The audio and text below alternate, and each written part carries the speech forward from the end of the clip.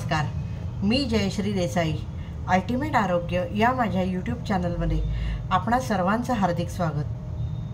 आपल्यापैकी अनेक जण पाठदुखी, कंबरदुखी, मानदुखी, सायटिका, स्लिप डिस्क किंवा अशांत मन या सगळ्यांनी व्यग्र असाल, वैतागलेले असाल. अनेकांना ही दुखणे असतात, मलाही आहेत. पण मला याच्यावर जो उपाय सापडला तो मी तुमच्याबरोबर शेअर करणार आहे आणि तो म्हणजे बॅक मुद्रा. खरं तर ह्यासाठी दोन मुद्रा आहेत. अनेक जण त्यांची गल्लत करतात. एक आहे बॅक मुद्रा आणि दुसरी आहे मेरुदंड मुद्रा. दोन्हींचा उद्देश एकच आहे की मानदुखी, पाठदुखी, कंबरदुखी, स्लिप डिस्क, सायटिका यासारख्या दुखण्यातनं आपल्याला मुक्त करणं, त्यातनं आराम देणं, अशांत मन शांत एकाग्र करायला आपल्याला मदत करणं आणि मनामध्ये ज्या रागासारख्या ज्या भावना जो संचय झालेला असतो त्यांचा निचरा करून आपल्या कंबरदुखीला मदत करणं, याच उद्देशाने या दोन्ही मुद्रा केल्या जातात. मात्र त्या दोन्ही अतिशय वेगवेगळ्या आहेत. त्यामुळे मी एका पाठोपाठ एक अशा दोन्ही घेणार आहे. पण एका एपिसोडमध्ये त्या दोन्ही मावणार नाहीत, त्यांची माहिती नीट समजणार नाही आणि त्याच्यामुळे आज आपण बॅक मुद्रा घेणार आहोत. या बॅक मुद्रेचं आणखी एक नाव कटी मुद्रा असं आहे. कारण विशेषतः कंबर ज्यांची दुखत असते त्या कमरेच्या भागातल्या सगळ्या वेदना कमी करणं आणि मी जसं म्हटलं की रागासारख्या भावनांचा निचरा करून आपल्याला मन शांत आणि एकाग्र करायला मदत करणं, हे ही मुद्रा साध्य करते आणि म्हणून हिला बॅक मुद्रा किंवा कटी मुद्रा असं म्हटलं जातं. थोडक्यात त्याचे जे फायदे आहेत ते आधी येऊनच गेलेत, पण त्यांच्या तपशिलात वळण्याआधी आपण ही मुद्रा करायची कशी ती बघूया. करायला तशी सोपी आहे, पण आत्तापर्यंत आपण ज्या ज्या मुद्रा घेतल्या त्यात अगदी वेगळी अशी मुद्रा आहे आणि त्याच्यामुळे ती लक्षपूर्वक ऐकली पाहिजे, बघितली पाहिजे आणि नीट लक्षपूर्वक केली पाहिजे. कोणतीही मुद्रा किंवा प्राणायामसुद्धा चुकीच्या पद्धतीने केलं तर फायद्याऐवजी तोटा होऊ शकतो आणि त्याच्यामुळे हा एपिसोड कृपया शेवटपर्यंत बघा, त्याचा तुम्हाला नक्कीच फायदा होईल. आता आपण मुद्रा कशी करायची ते बघायला सुरुवात करूया. दोन्ही हातांनी मुद्रा करायची आहे, मात्र दोन्ही हातांची रचना मुद्रेची वेगवेगळी आहे. आतापर्यंत आपण ज्या ज्या मुद्रा बघितल्या त्यात एकच ॲक्शन दोन्ही हातांनी करायची असा सगळा प्रकार होता. ह्या मध्ये मात्र उजव्या हाताची पोझिशन वेगळी आहे, डाव्या हाताची पोझिशन वेगळी आहे आणि त्याच्यामुळे हे बारकाईने नीट समजून घेणं गरजेचं आहे. पहिल्यांदा आपण उजवा हात घेऊ. पहिल्यांदा कोणत्याही पद्मासनात, सुखासनात, वज्रासनात बसा. खाली बसणं मांडी घालून शक्य नसेल तर खुर्चीवर बसा. ज्यांना तीव्र पाठदुखी, कंबरदुखी, मानदुखी आहे, ज्यांना बसवतच नाही, त्यांनी झोपून ही मुद्रा केली तरी चालेल. फक्त हात जे आहेत ते आपल्या आकाशाच्या दिशेने असले पाहिजेत. जर झोपून करत असाल तर शरीराच्या दोन्ही बाजूंना हे हात असे ठेवून आणि जर बसून करत असाल तर मांड्यांवर हात ठेवून अशी ही मुद्रा करायची आहे. या मुद्रेत पहिल्यांदा आपण उजवा हात घेऊ. मी तुम्हाला चित्रही दाखवते आहे कशी करायची ती. याच्यामध्ये मधलं बोट म्हणजे आकाश तत्व हे आत्तापर्यंत आपण बघितलेलं आहे आणि करंगळी म्हणजे जलतत्व हेही आपलं बघून झालं आहे. तर आकाश तत्व, करंगळी आणि अंगठा म्हणजे अग्नितत्व ही तिन्ही तत्व ज्या मुद्रेत एकत्र येतात ती म्हणजे ही बॅक मुद्रा. ती करायची अशी, हात असा, अंगठा म्हणजे आकाश तत्व, करंगळी आणि अंगठा ही अशी तिन्ही एकत्र करायची आहेत. मी जवळून दाखवते तुम्हाला, चित्रही मी तुम्हाला दाखवते. आणि त्याच वेळेला हे जेव्हा एकीकडे आपण करत असतो त्याच वेळेला डाव्या हाताला हे जे बोट आहे ते वायुतत्वाचे आहे आणि हे जे आहे ते अंगठा आहे. तर हे असं नाही करायचं आहे, पण काही जण हे असंही करतात. हे असं नाही करायचं आहे. हे जे टोक आहे ते हा जो अंगठ्याचा पेर आहे तिथे ठेवायचं आहे, बाकीची तीन बोटं सरळ.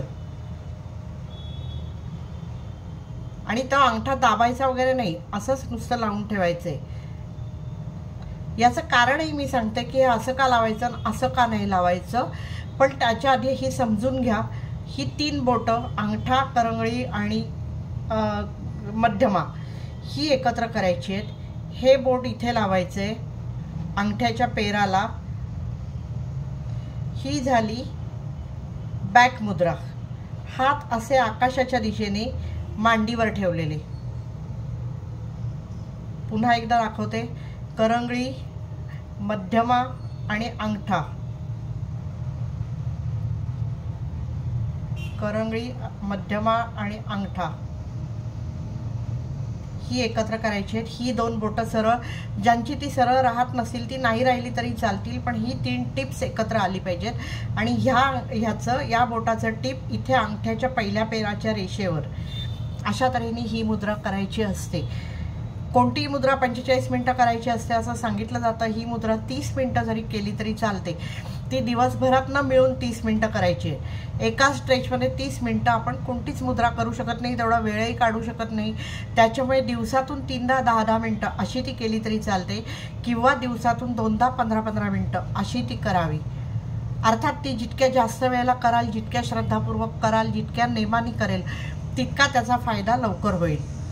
मात्र ही जी दुखणी आहेत, जसं मी उल्लेख केला की मानदुखी, पाठदुखी, स्पॉन्डिलायटिस, सर्वायकल स्पॉन्डिलायटिस, लंबर स्पॉन्डिलायटिस, स्लिप डिस्क, सायटिका, ही जी सगळी दुखणी आहेत तर ही चिवट दुखणी असतात, जुनी दुखणी असतात। आपल्याला त्याची हे लागेपर्यंत, झळ लागेपर्यंत खूप डॅमेज ऑलरेडी झालेलं असतं आणि त्याच्यामुळे ती बरी व्हायलाही तेवढाच वेळ लागू शकतो।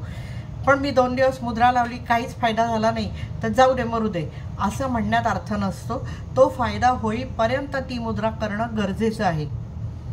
मी माझा अनुभव सांगते। मी जेव्हा ही मुद्रा करायला घेतली, मलाही असह्य पाठदुखी, मानदुखी, कंबरदुखी आहे, पण मी ही जेव्हा मुद्रा करायला घेतली तेव्हा माझ्या असं लक्षात आलं की आपला पाठकणा जो असतो त्याचं पोश्चर बिघडलेलं असतं, ते नीट व्हायला मदत होते आणि मन एका झटक्यात एकाग्र होतं आणि त्याच्यामुळे एकाग्र, शांत होतं आणि त्याचा फायदा आपल्याला खूप होतो। फक्त त्यासाठी ही मुद्रा जरी दिवसभरात कधीही कुठेही केलेली चालणार असली तरी शक्य असेल तर ती नीट शांतपणे बसून, डोळे बंद करून, श्वासावर लक्ष केंद्रित करून करावी आणि ती करताना मनाला पॉझिटिव्ह सजेशन्स द्याव्या। अशी कल्पना करावी की माझी पाठदुखी आता बरी झाली आहे, माझे आता मान दुखत नाही आहे, माझं कंबर दुखत नाही आहे, माझं मन शांत झालं आहे। ही अशी जेव्हा आपण पॉझिटिव्ह सजेशन्स मनाला देतो तेव्हा त्याचा जो इफेक्ट असतो तो डबल होतो। पण जर ते शक्य होत नसेल किंवा तसं काही म्हणायला सुचत नसेल तर किमान श्वासावर लक्ष केंद्रित करून ही मुद्रा करावी। शक्य असेल तर ओंकाराचा जप करावा मनातल्या मनात, पण तेही नाही झालं तर निदान श्वासावर लक्ष केंद्रित करून ही मुद्रा करावी। त्याचा फायदा अर्थातच जास्त आहे।